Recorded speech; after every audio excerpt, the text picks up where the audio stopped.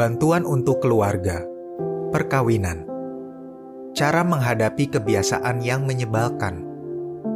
Anda orangnya spontan, tapi pasangan Anda mau semuanya terencana dengan baik. Anda orangnya pendiam dan pemalu, tapi pasangan Anda itu ekstrovert dan senang ketemu banyak orang. Apakah pasangan Anda punya kebiasaan yang membuat Anda kesal? Kalau itu terus yang Anda pikirkan, perkawinan Anda bisa terancam.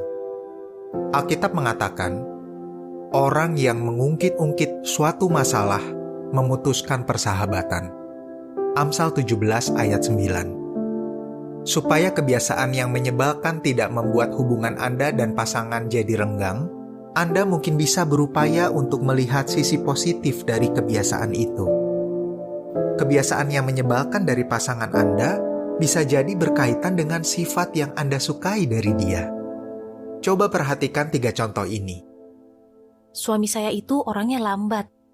Kalau kerjakan sesuatu atau mau siap-siap pergi, dia pasti lama.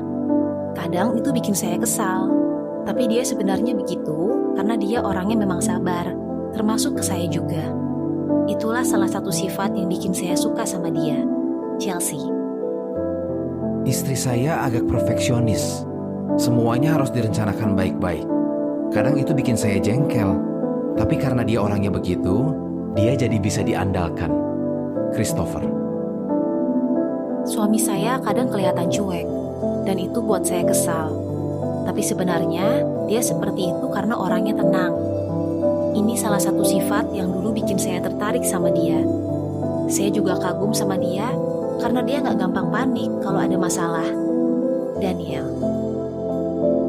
Seperti yang disadari Chelsea, Christopher, dan Daniel, kelebihan dan kelemahan pasangan kita biasanya saling berkaitan. Itu sama seperti sebuah koin yang punya 2 sisi.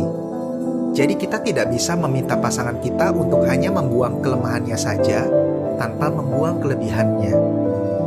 Memang, ada juga kebiasaan buruk yang tidak ada sisi positifnya. Misalnya, Alkitab mengatakan bahwa ada orang yang cepat naik darah. Amsal 29 ayat 22. Kalau seseorang punya kebiasaan buruk seperti itu, dia harus berupaya keras untuk membuangnya. Alkitab menasihati kita, buanglah dari diri kalian segala perasaan dendam, amarah, kemurkaan, teriakan, dan hinaan. Efesus 4 ayat 31. Tapi kalau kebiasaan yang menyebalkan dari pasangan kita bukanlah kebiasaan buruk seperti itu, cobalah ikuti nasihat Alkitab ini. Kalaupun ada alasan untuk tersinggung, kalian harus tetap bersabar satu sama lain. Kolose 3 ayat 13. Selain itu, cobalah lihat sisi positif dari kebiasaan yang menyebalkan dari pasangan Anda. Bisa jadi itu berkaitan dengan sifatnya yang dulu membuat Anda tertarik kepada dia.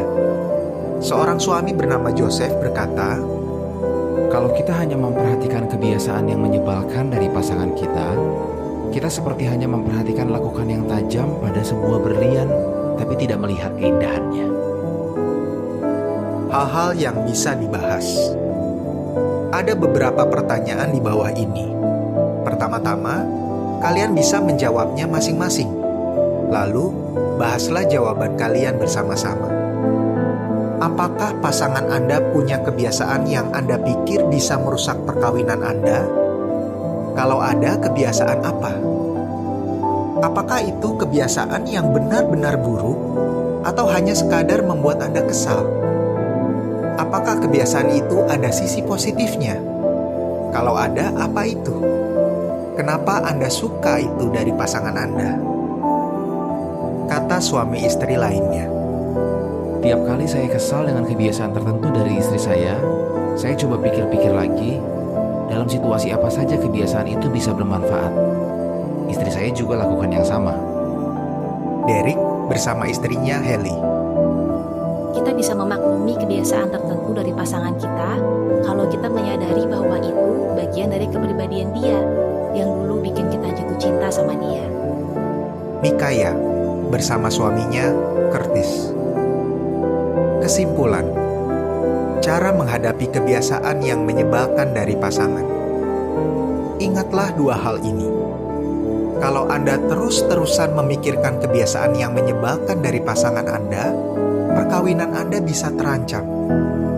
Kebiasaan yang menyebalkan dari pasangan Anda bisa jadi berkaitan dengan sifatnya yang Anda sukai. Dan mungkin itulah yang awalnya membuat Anda jatuh cinta kepadanya.